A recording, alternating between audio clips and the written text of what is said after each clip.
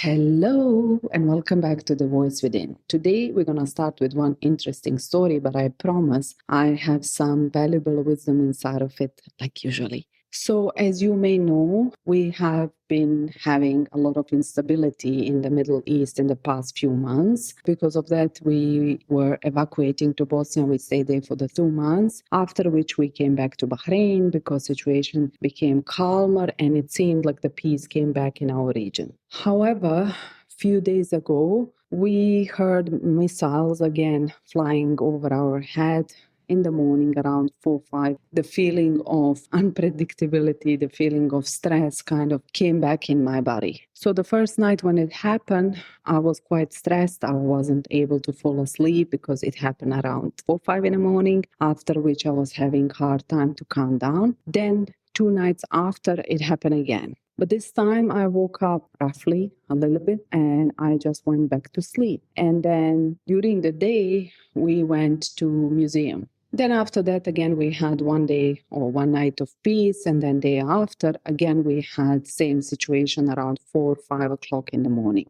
After which, during the day, I went to the gym. While I was in the gym, I was thinking what a strange time to be alive, and how basically repeated danger kind of felt completely different in my body from what it was when we evacuated a few months back. And now when I came back and when we had again exposure to the same danger. Now the context matter. When it was happening in February and March, it was more intense, it was persistent, it was constantly during the day and during the night. However, this time it was just few days, let's say few missiles in the early morning, and it kind of felt, okay, we cannot really relax, but it doesn't feel like danger the way it used to feel before. And then I was thinking how it feels different in my body. Yes, I am still kind of stressed because of it. Thanks God it's not happening anymore. It stopped. But I was not panicking the way I was panicking a few months back.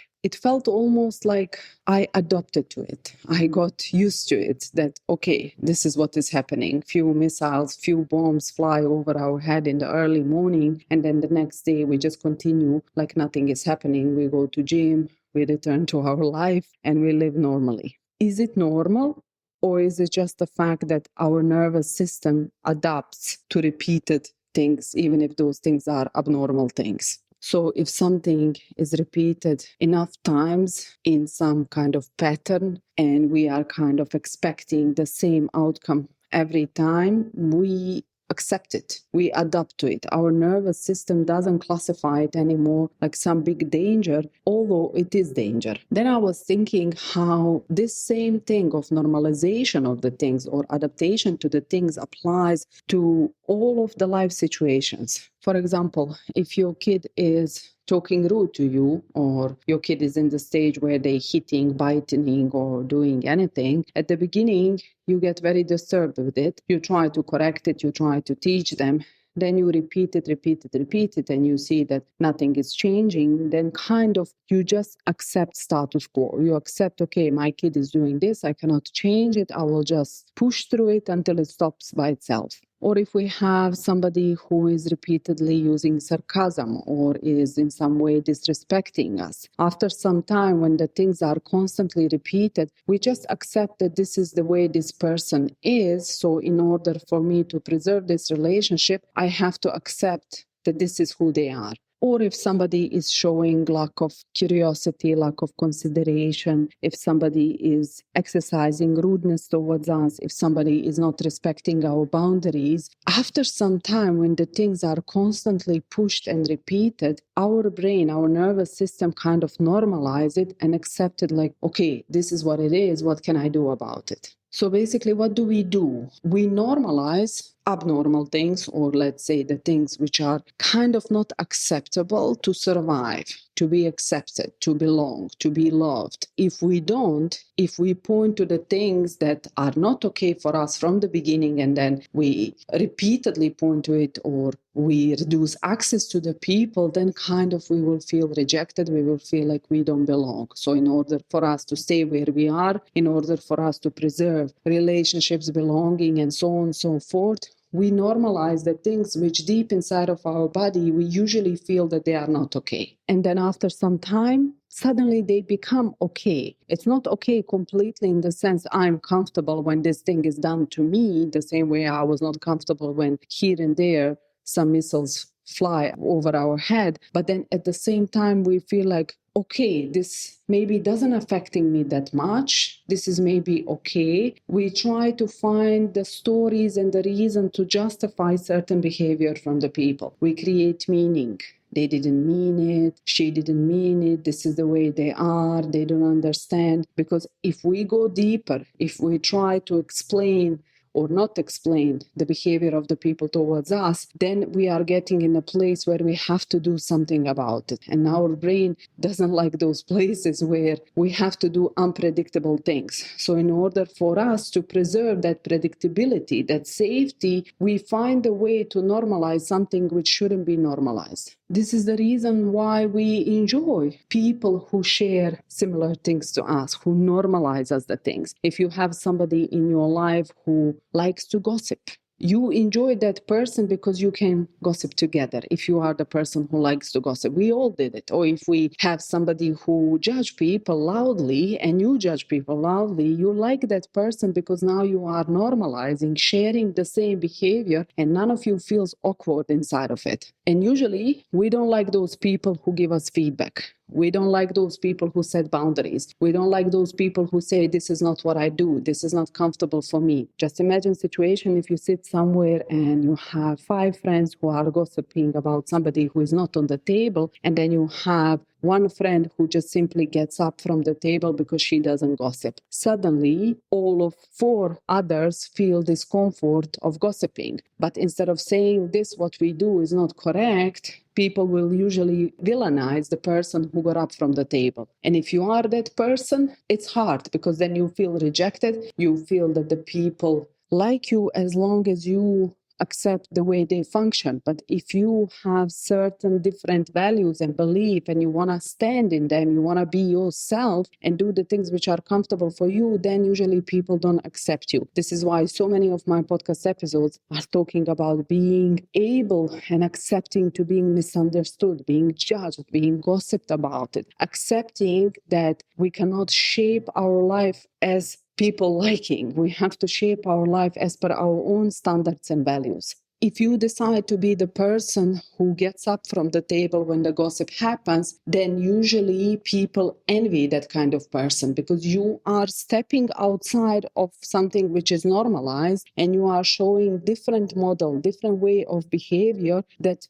maybe it's not something which is natural and comfortable for others. Because like I say, if we take example of gossiping, you have to choose to be different than everybody. And this is usually not a comfortable place to be. So there are certain things which we normalize personally in our life, the way we function in our house, with our children, with our spouses, the way we function with our family, the things that we are accepting from the people, and we normalize it just so we could survive being around them. And then we have another thing which is kind of like collective normalization of the things, like in this case of gossiping, where group of people are normalizing certain behavior. And if we have collective blindness, to say that way, around something, we are basically becoming community of the people living in illusion because nobody is reflecting different way of living. This is why I repeat to my son so many times, always hang out with the people who are on your level or higher and more than you, who are in the place where you want to be. Because those kind of people are pushing us up. Those kind of people are giving us contrast of what is possible. Because when we see somebody doing something that we are not doing, instead of feeling jealous, we can feel, I need to get there. That person is basically normalizing us what is possible. This is why traveling is so important, because traveling gives us exposure to the different things, to different values, different beliefs. I said this many, many times, that nothing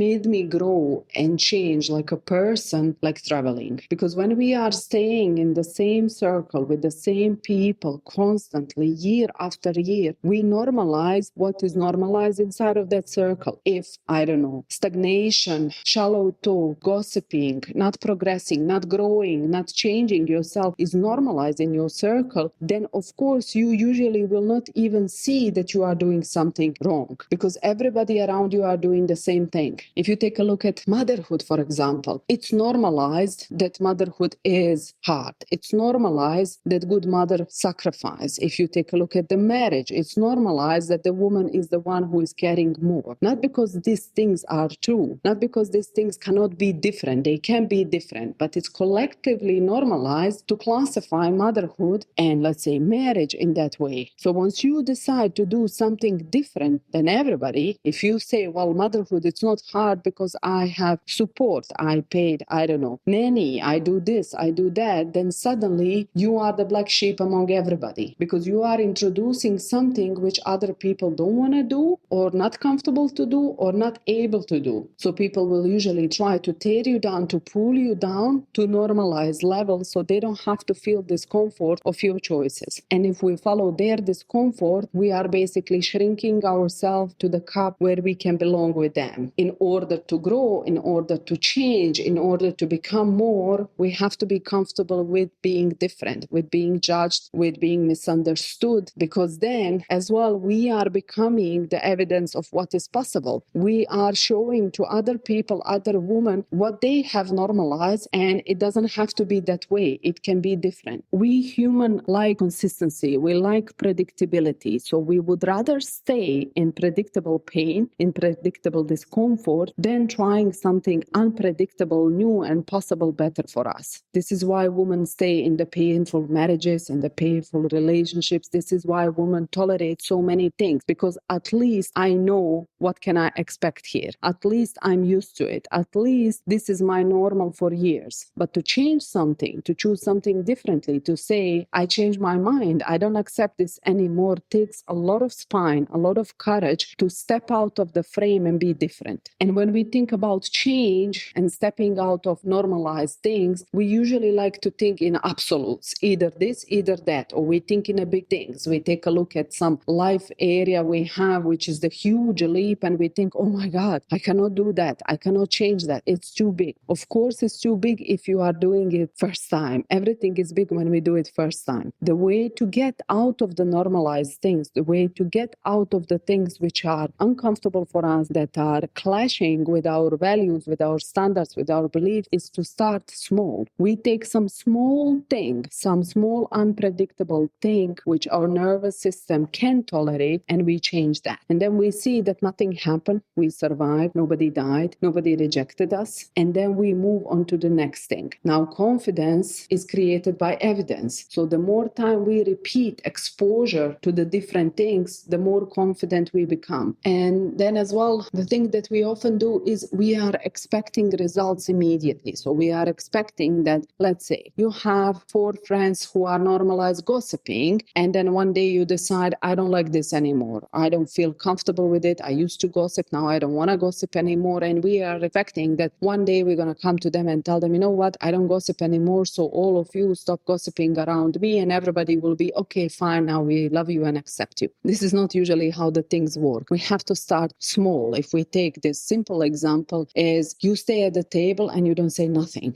You don't join gossiping. You just stay and you observe. Then after some time, you start giving opposite opinion. If they are gossiping about some random other woman, you actually try to bring some good about her. You try to bring contrast into the room. Okay, that woman maybe is not that much bad the way everybody thinks. Maybe she has reasons for her behavior, because frankly saying, all of us, we have reasons for our behavior. And usually those reasons are nothing personal. Usually they are about the person itself and their inner world. So then after you bring some positivity about the person you're gossiping about with your friends, then the next time if you see that it didn't stop, you get up in a toilet and slowly you kind of get used to it. You prepare your nervous system to get out of situations and dynamics which are not serving you anymore. So now you didn't explode whole friendship with everybody. You just introduce silently different behavior which is beneficial for you. You don't try to change anybody. You don't force anybody. You don't tell them this what you do is not correct and we all should stop. You just focus on yourself and and what you can change within yourself. You become self-led. I lead myself as per my own standards. I focus on myself, and I focus how can I protect myself regardless how people around me are behaving. So if you take a look at your life, do you have areas in your life where you just simply normalize the things? This is the way they are. This is how we do it. This is how my mother did it. This is how my sister doing it. This is how everybody is doing it. Is it this is how everybody doing it, or is it because you are afraid to change something and do it differently? Because there is nothing wrong if people are doing something which is beneficial for everybody, and this is how all of us are doing it. But if you take deep look and genuinely you look at the situation and assess behavior, if that behavior is harming people more than it's giving them benefit, then it's really worth of it questioning and asking yourself, is this something that I want to have for myself? What kind of behaviors did you normalize within your family, within your closest ones, within your friends, within your work environment? What did you accept that is slowly draining you just so you could survive environments? And how slowly you can start changing those things without detonating your whole nervous system? How slowly you can start exposing yourself to unpredictability and seeing that you can survive that. You can be different and protect yourself without detonating your entire life. This is the moment where we have to become a little bit self-centered. We have to start paying attention on what brings the peace inside of us rather than what brings us closer to all the people around us. And that's all for today. I hope you enjoyed and you found some wisdom today. Until the next week, I wish you a beautiful rest of the day. Bye.